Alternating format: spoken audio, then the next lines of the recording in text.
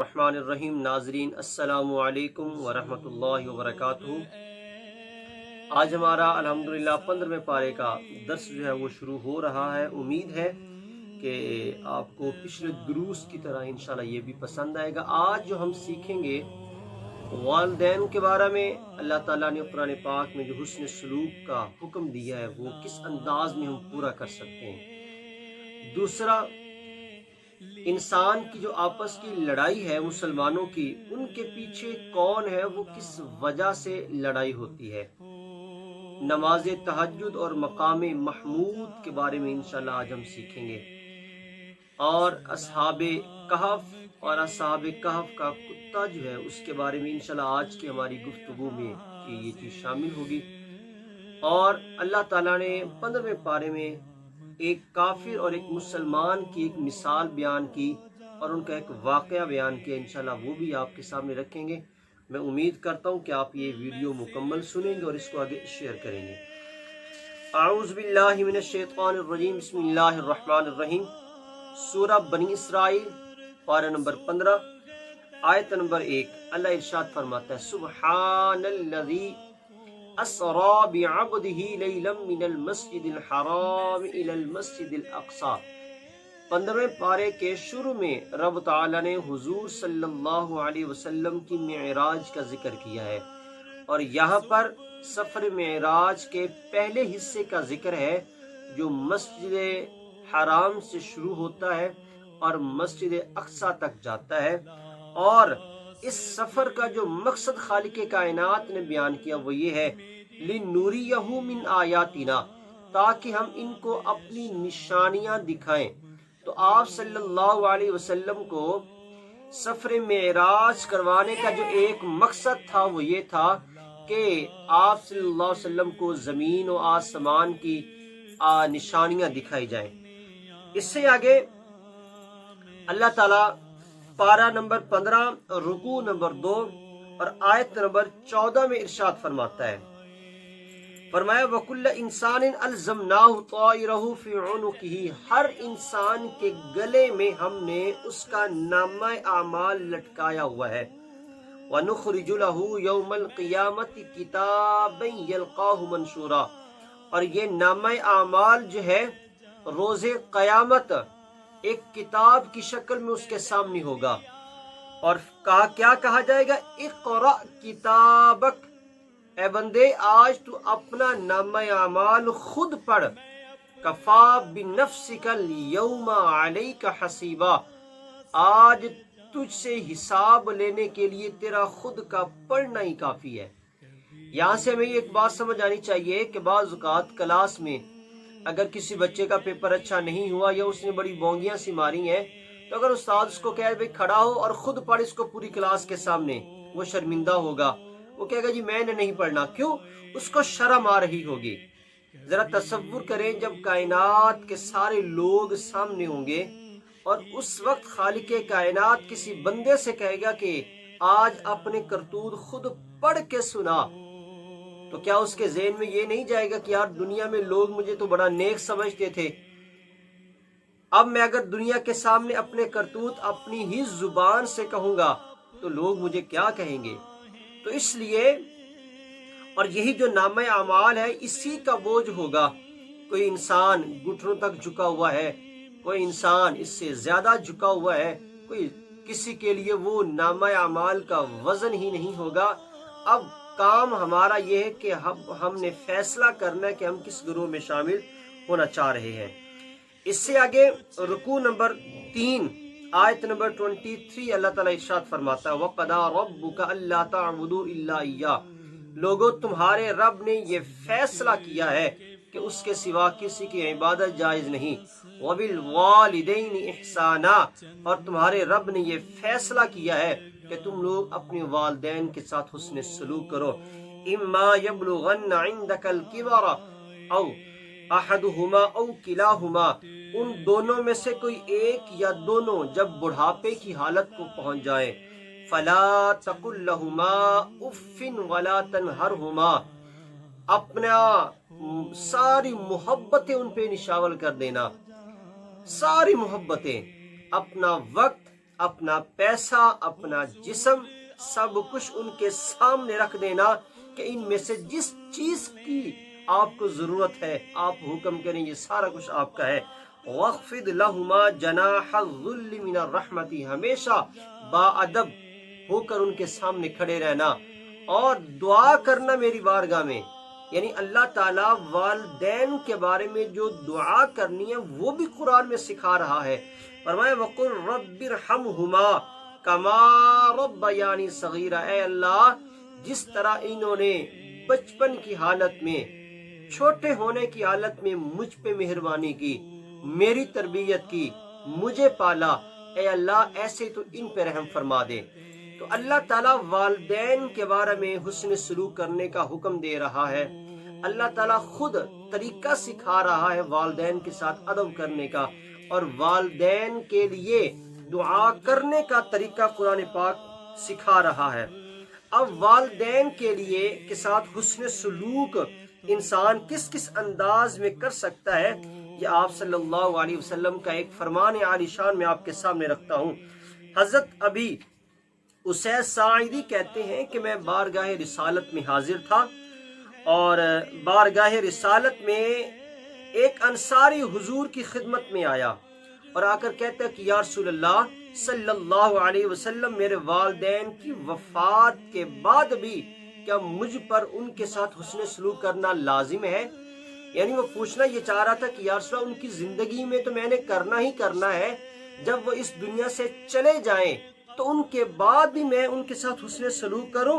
میرے نبی کی ذات نے فرمایا ہاں، جب تیرے والدین کا انتقال ہو جائے، دونوں کا یا ایک کا، تو ان کے ساتھ تم پر لازم ہے کہ مرنے کے بعد بھی حسن سلوک کرو۔ عرض کرتے ہیں یا رسول اللہ کیسے؟ فرمایا 4 باتوں کا خیال رکھنا۔ پہلی چیز ان کی نماز جنازہ ادا کرنا، یہ پہلا حق ہے۔ دوسرا ان کے لیے مغفرت کی دعا کرتے رہنا۔ تیسرا اگر زندگی میں وہ کسی سے کوئی وعدہ کر کے گئے تھے اس وعدے کو پورا کرنا۔ اور چوتھی چیز جو میرے نبی کی ذات نے فرمائی، وہ لوگ جو تمہارے والد کے یا والدہ کے دوست تھے اور جو رشتہ دار ان کی زندگی میں ان سے ملنے آیا کرتے تھے، تو جیسا سلوک وہ اپنے دوستوں کے ساتھ یا اپنے رشتہ داروں کے ساتھ کرتے تھے وہی حسن سلوک ان کے ساتھ کرنا، یہ ان کا حق ان کے مرنے کے بعد بھی تم پہ لازم ہے۔ تو یہ میرے نبی کی ذات نے بڑا واضح والدین کے بارے میں ارشاد فرما دیا کہ تم لوگوں نے ان کے وصال کے بعد بھی تم لوگ ان کے ساتھ کیسے حسن سلوک کر سکتے ہو۔ اس سے آگے اللہ تعالیٰ ارشاد فرماتا ہے، فرمایا کہ ان المبذرین کانوا اخوان الشیاطین، لوگوں فضول خرچی سے بچو، جو بندہ فضول خرچی کرتا ہے وہ شیطان کا بھائی ہے۔ اور فضول خرچی صرف پیسوں کی نہیں ہے، فضول خرچی وقت کی بھی ہے، باتوں کی بھی ہے، اور ہر وہ چیز جو ہم ایک حد سے زیادہ استعمال کریں وہ فضول خرچی میں شامل ہوتا ہے۔ اس سے آگے جو خالق کائنات قرآن پاک میں ارشاد فرماتا ہے کہ ہر چیز تسبیح کرتی ہے، صرف انسان ہی اپنے آپ کو اتنا نیک نہ سمجھے۔ فرمایا تسبح له السماوات السبع والارض ومن فیہن، آیا نمبر 44۔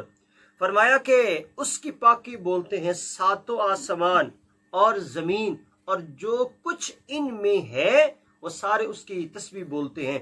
وَإِن مِّن شَيْءٍ إِلَّا يُسَبِّحُ بِحَمْدِهِ، اور اس کی تسبیح ہر چیز کرتی ہے، اس کی تعریف کرتی ہے۔ وَلَٰكِن لَّا تَفْقَهُونَ تَسْبِيحَهُمْ، فرمایا کہ ان کی جو تسبیح ہے وہ تم نہیں سمجھتے، یا تم اس قابل نہیں ہو کہ تم ان کی تسبیح کو سمجھ سکو۔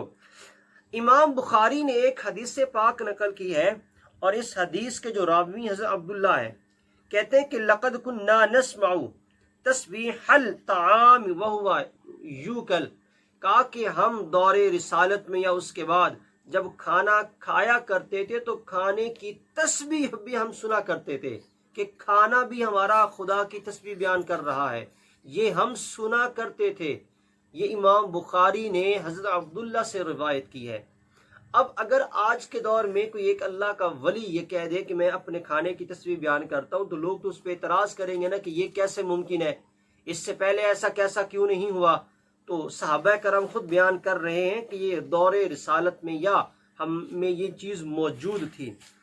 اس سے آگے اللہ تعالیٰ ارشاد فرماتا ہے آیا نمبر 53، فرمایا وَقُلْ لِعِبَادِي، اے نبی کریم صلی اللہ علیہ وسلم تم میرے بندوں سے کہہ دو، یقول التی یا احسن، وہ اچھی گفتگو کیا کریں، ان الشیطان ینزغ بینہم، بے شک شیطان ان کے درمیان فساد ڈالتا ہے، لڑائی کرواتا ہے، ان الشیطان کان للانسان عدوا مبینا، بے شک شیطان انسان کا کھلا دشمن ہے۔ اب لڑائی جھگڑا ایک بہت بری چیز ہے۔ لڑائی جھگڑا جو ہے اگر باہر والوں کے ساتھ ہو تو بھی برا ہے، اگر اپنوں کے ساتھ ہو پھر بھی برا ہے، اگر دوستوں میں ہو پھر بھی برا ہے، اگر بہن بھائیوں میں ہو پھر بھی برا ہے۔ افسوس کا مقام یہ ہے کہ جب تک بہن بھائیوں کی شادیاں نہیں ہوتی تب تک بڑے پیار محبت کے ساتھ وہ آپس میں رہتے ہیں، لیکن جیسے ہی بچے تھوڑے تھوڑے سے بڑے ہونا شروع ہوتے ہیں تو پھر وہ رشتہ دار بن جاتے ہیں، وہ ان کے آپس میں لڑائیاں اور معمول کی باتوں پہ، کبھی بچوں کی وجہ سے کبھی رشتوں کی وجہ سے، اور یہ لڑائیاں اتنی آگے جاتی ہیں کہ یہ بہن بھائی جو ایک دوسرے پہ جان چھڑکتے تھے یہ ایک دوسرے کو دیکھنے سے جاتے ہیں، یہ ایک دوسرے کی شکل دیکھنے کے روادار نہیں ہوتے۔ اور قرآن کہتا ہے کہ اچھی گفتگو کرو، تم میں جو فساد ڈالتا ہے وہ شیطان ڈالتا ہے۔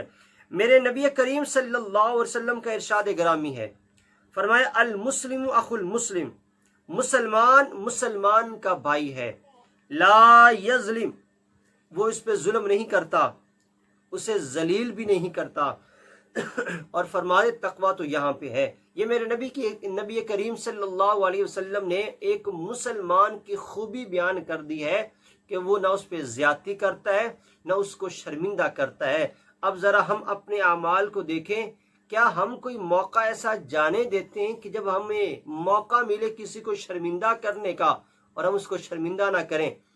کیا ہمیں کوئی ایسا موقع ہم نے اپنے ہاتھ سے جانے دیا کہ ہم اپنے بہن بھائی کو جب پنچایت بیٹھی ہوئی ہو، محفل چل رہی ہو اور ہمیں موقع ملا ان کے خلاف بات کرنے کا اور ہم نے کہا کہ نہیں میں نے بات نہیں کرنی؟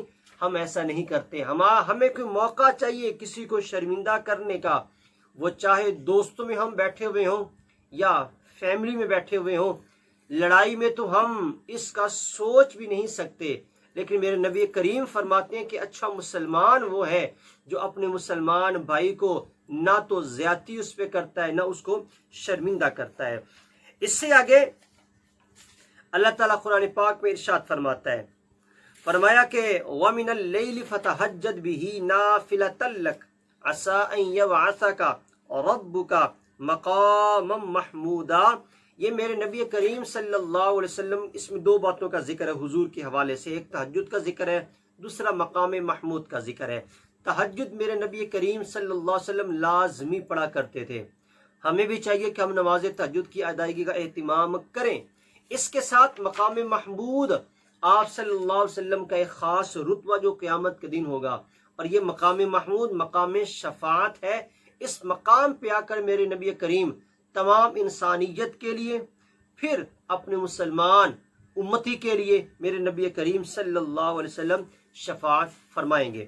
اس سے آگے سورہ الکہف ہماری آج کی دوسری سورت تھی، اس میں اللہ تعالیٰ نے دو چیزوں کا ذکر کیا ہے جو مین ہے، ایک اصحاب کہف ہے اور دوسرا اصحاب کہف کا جو کتا ہے رب کی ذات نے اس کا ذکر کیا ہے۔ اور کتے کا کس طرح سے ذکر کیا، وَكَلْبُهُمْ بَاسِطٌ ذِرَاعَيْهِ بِالْوَسِيدِ، رب کی ذات نے ان کی چوکھٹ پہ بیٹھنے والے کتے کو بھی اور اس کے انداز کو ذکر کیا ہے۔